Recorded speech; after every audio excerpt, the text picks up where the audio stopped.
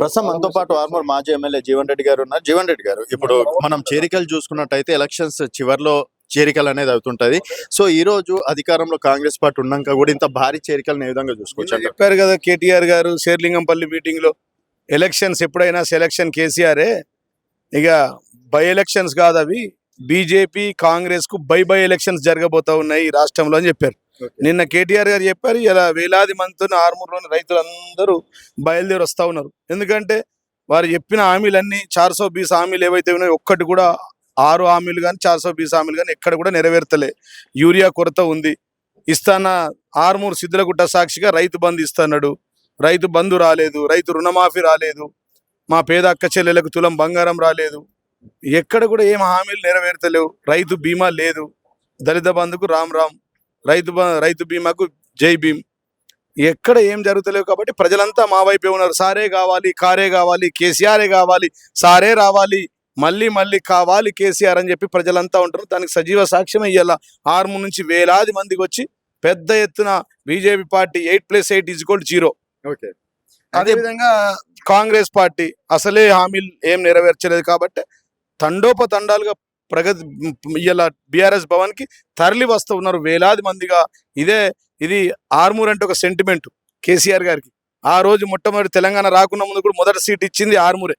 First seat ఆర్మూర్కి వచ్చి CM గారు కేసీఆర్ గారు ఇచ్చారు. మళ్ళీ రెండోసారి కూడా మాకే ఇచ్చారు. 2 సార్లు ప్రభుత్వాలు వచ్చినాయి.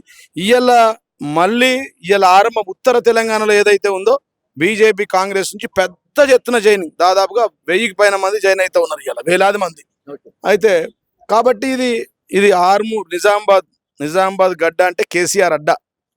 మొట్టమొదటిసారిగా కేసీఆర్ గారికి బ్లూ ఇంక్ తో గ్రీన్ ఇంక్ తో పెన్ను సంతకం ఇచ్చి అధికారంలోకి వచ్చింది మా పార్టీ. ఆ రోజు కూడా మొదటిసారి ఇచ్చారు. కాబట్టి మళ్ళా మూడోసారి ముఖ్యమంత్రి కేసీఆర్ని చేసేంత వరకు మొదటి వరుసలో నిజామాబాద్ జిల్లా ఉంటుందని నిజామాబాద్ జిల్లా అధ్యక్షుడిగా చెప్తా ఉన్నా. ఖచ్చితంగా రేపు జరగబోయే స్థానిక ఎన్నికల్లో ఎలక్షన్ ఏదైనా సరే, అది బై ఎలక్షన్ అయినా, గ్రామ పంచాయతీ సర్పంచ్ అయినా, ఎంపీటీసీ అయినా, జెడ్పీటీసీ అయినా, ఎలక్షన్లు ఏవైనా కానీ సెలక్షన్ బీఆర్ఎస్ పార్టీ కేసీఆర్ అని చెప్పి యావత్ తెలంగాణ మొత్తం కోరుకుంటా ఉన్నారు. ప్రజలంతా కేసీఆర్ కోసం టార్చ్ లైట్ పెట్టి వెతుకుతా ఉన్నారు. అంటే మళ్ళీ సారే రావాలని. కాబట్టి ఖచ్చితంగా ఈ ఊపుతోని మళ్ళీ నిజామాబాద్ జిల్లా అంతా ఉత్తర తెలంగాణలో కూడా గులాబీ జెండా రెపరెపలాడుతా అని చెప్పి సందర్భం తెలియజేస్తాం. అయితే ఇప్పుడు చూసుకున్నట్టయితే బీజేపీ ఎమ్మెల్యే రాకేష్ రెడ్డి ఉన్నారు, తర్వాత అంటే రేవంత్ రెడ్డి గారు ఉన్నారు. సో దాన్ని ఏ విధంగా చూడొచ్చు? అటు బీజేపీ ఎమ్మెల్యేని కావచ్చు, రేవంత్ రెడ్డి సీఎం ని. కేంద్రంలో ఉన్నారు, కేంద్ర ప్రభుత్వం వస్తుంది, కేంద్రంలో పైసలు తీసుకొస్తాం, డబ్బులు ఇస్తాం, రైతు బంధు ఇస్తాం, రైతు బీమా ఇస్తాం, యూరియా సరఫరా చేస్తాం అన్నాడు కేసీఆర్ గారు. ఎలక్షన్లో పదే రైతులకు చెప్పి వీళ్ళందరికీ మళ్ళా పాత రోజులు వస్తాయా, యూరియాకు లైన్లలో నిలబట్టాలయా, కరెంట్ ఇవ్వరయా, 24 గంటల కరెంట్ రానే రాదయా, రైతు బీమా రాదయా, రైతులకు రుణమాఫీ కాదయా, రైతు దళిత బంధుకు జై భీమయా, రైతు బంధుకు జై రామయ్య అని చెప్పిండు. విన్నారా? మీ ఎమ్మెల్యే స్పెషల్ నేను రూపాయి వైద్యం చేశాను, రకరకాల హామీలు ఇవ్వడం అనేది చూసిర్రు. రూపాయి వైద్యం చేసి ఇటేందుకు వస్తారు బీజేపీ వాళ్ళు? ఇండ్లు కట్టిస్తా అన్నాడు సొంత డబ్బులతో బీజేపీ ఎమ్మెల్యే గారు. అదే విధంగా రైతులకు రైతు బంధు ఇప్పియలేడు. మరి కేంద్రంలో ఆయన రాష్ట్రంలో ఉన్నాడు. ఓడు ఏకుడు గాడు, ఓడు పీకుడు గాడు, ఇద్దరున్నారు. ఏం చేస్తున్నారు మరి రైతులకు? యూరియా ఒక్కటి సజీవ సాక్ష్యం. వేలాది మంది రైతులు అట్లనే తరలి వచ్చారు. యూరియా కొరతను చూసి కొంతమంది స్వచ్ఛందంగా వస్తూనే ఉన్నారు వాళ్ళు. రైతు ఆర్మూర్ లో ఇప్పటికిప్పుడు ఎమ్మెల్యే ఎన్నికలు పెట్టిన జీవన్ రెడ్డి గారు భారీ మెజార్టీతో గెలుపు ఖాయం అనుకోవచ్చు. 100% ఎనీ టైం ఎలక్షన్స్ ఎప్పుడైనా ఆర్మూర్ మీద గులాబీ జెండా ఎగరేస్తాం. మళ్ళా మూడోసారి ముఖ్యమంత్రి కేసీఆర్ ని చూస్తాం. అయితే మీ మీద అంటే కాంగ్రెస్ వచ్చినప్పటి నుంచి రకరకాలుగా ఇబ్బందులు పెట్టడం అనేది చూసినాం కదా, అదేమన్నా ఎఫెక్ట్? కేసులు పెట్టిర్రు, నా మాల్ సీజ్ చేసిర్రు, జీవన్ రెడ్డి మాల్ అని, భయపడలే, లొంగిపోలే, నా భూమికి కంపౌండ్ వాళ్ళు కొట్టిరు, భయపడలే, నా భార్య మీద కేసు పెట్టిరు, భయపడలే, నా మీద 40 కేసులు పెట్టిరు, హైకోర్టు పోయినా, సుప్రీంకోర్టు పోయినా, జిల్లా కోర్టు పోయినా 40 కేసులు. మా అమ్మ మీద, మా అమ్మ 70 సంవత్సరాల వయసు, మా భార్య మహిళ ఈ ఇంట్లో ఉంటది, ఆమె మీద కేసులు, పోలీస్ స్టేషన్లలో హింస పెట్టుడు, 18 ఏళ్ళు ఎప్పుడు కూడా మడమ తిప్పలే, మాట తప్పలే. చెప్పిన ఆ రోజు పుట్టింది బీఆర్ఎస్ పార్టీ ఒకటే పార్టీ. నేను వీళ్ళలాగా వాళ్ళలాగా 10 పార్టీలు మారలే. పుట్టింది బీఆర్ఎస్ పార్టీలే, సచ్చేది కూడా బీఆర్ఎస్ పార్టీలు అని చెప్పి సందర్భం తెలియజేస్తున్నా. బరాబరి గులాబీ జెండా ఎగరేస్తాం. మళ్ళా రైతులకు పాత రోజులు రాబోతా ఉన్నాయి, వస్తాయి. ఈ యూరియా కొరతను తీరాలంటే కేసీఆర్ రావాలి. రైతు బంధు రైతులకు రావాలంటే మళ్ళా సారే కావాలి, కారే కావాలి, కేసీఆరే కావాలి. రైతు బీమా రావాలంటే మళ్ళా సారే కావాలి, కారే కావాలి, కేసీఆరే కావాలి.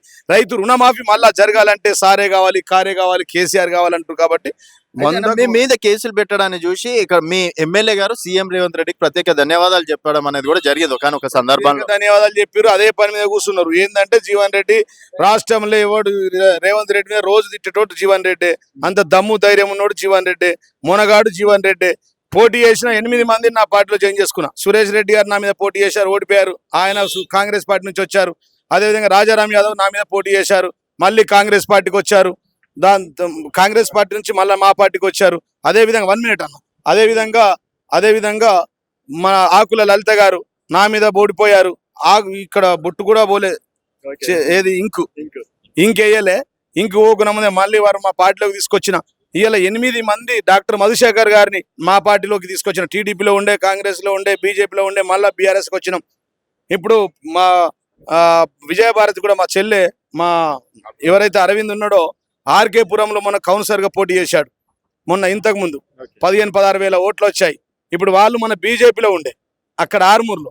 ఇప్పుడు ఆమెతో అంటే ఇప్పటి వరకు జీవన్ రెడ్డి మీద పోటీ చేసేస్తా అనుకున్న వాళ్ళు, చేసిన వాళ్ళు అందరినీ కూడా ఈ రాష్ట్రంలో ఎక్కడైనా ఒకే ఒక్క నియోజకవర్గంలో మొత్తం ఓడిపోయిన వాళ్ళందరూ ఇంత జాయిన్ చేసిన అంటే అది ఆర్మూర్ నియోజకవర్గం అని చెప్పి సందర్భంగా తెలియజేస్తాం.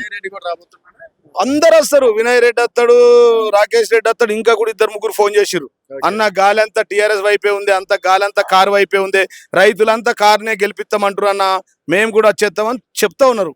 కాంగ్రెస్ వాళ్ళు రావాల్సిందే, ఇంకా గత్యంతరం లేదు వాళ్ళకు. వారు వన్ సైడే ఎలక్షన్ 100% ఎలక్షన్. ఎప్పుడైనా ఆర్మూర్లో గులాబీ జెండా జిల్లా అధ్యక్షులు, జిల్లా మొత్తంలో మా సర్పంచులను భుజాల మీద వేసుకొని, సర్పంచులు, ఎంపీటీసీలు, జెడ్పీటీసీలు, మున్సిపల్ చైర్మన్లు, జిల్లా మొత్తం గెలిపించుకుంటాం. జిల్లాలో మళ్ళా పాత వైభవం, ఉమ్మడి జిల్లా 9కి 9 గెలుస్తాం. 3వ సారి ముఖ్యమంత్రి కేసీఆర్ గారిని చేస్తాం. తెలంగాణ వెలుగు నుంచి రమ్మను కదా, దమ్ముంటే రమ్మను, తొలి వెలుగు వచ్చి ఎమ్మను, వాడి లిస్టు పెడతాం. తెలంగాణ వెలుగులో వాడి లిస్టు పెడతాం. మేము ఇచ్చిన రోడ్లు చెప్తాం, మేము తెచ్చిన 100 పడకల ఆసుపత్రి చెప్తాం, మేము తెచ్చినటువంటి ఆర్డీఓ ఆఫీస్ చెప్తాం, మేము వేసిన 11 బైపాస్ రోడ్లు చెప్తాం. Nandipet, Velmala, Ankapu, Armoor bypass road, RTC bypass road, ఇట్లా 11 బైపాస్ రోడ్లు చెప్తాం. పంచగూడ బ్రిడ్జ్ గురించి చెప్తాం.